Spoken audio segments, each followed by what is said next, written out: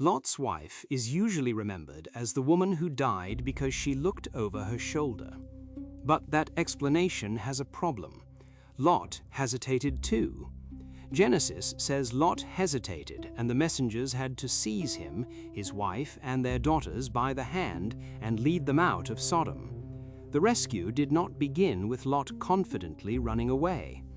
So why did one backward look become fatal?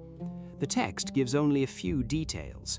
The family was warned to flee for their lives, not stop anywhere on the plain, and not look back.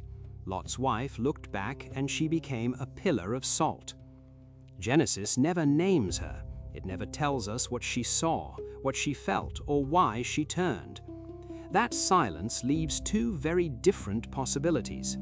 The first is simple disobedience. She had received a direct warning, and she ignored it. The command was urgent because the destruction had already begun. Looking back may have meant slowing down, stopping, or placing herself within the disaster they had been told to escape. Under this reading, her motive does not need to be mysterious. The point is that she was warned and she still turned back. But another detail makes the story more unsettling. Sodom was not only a condemned city, it was her home. Her house was there, her possessions were there, people she knew may have been there. Lot had tried to warn relatives connected to the family, but they did not leave with him. Later, Jewish tradition even imagined that she looked back out of concern for daughters who remained behind.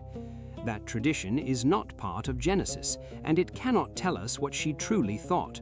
But it captures the emotional weight of the moment. She may not have looked back because she wanted evil to survive. She may have looked because everything familiar was disappearing behind her. Then Jesus later uses her story in a revealing way. In Luke, Jesus warns that when the decisive moment comes, a person on a rooftop should not go back inside for possessions, and someone in the field should not turn back. Then he says, "Remember Lot's wife." Immediately afterward, he speaks about people trying to preserve their lives and losing them. That context suggests her look became more than a random glance. She became a picture of someone escaping physically while still reaching backward for the life being lost. But that interpretation also has a limit. Genesis never says she loved Sodom's corruption. It never says she intended to return. Turning her into a heartless woman who preferred evil goes beyond the text.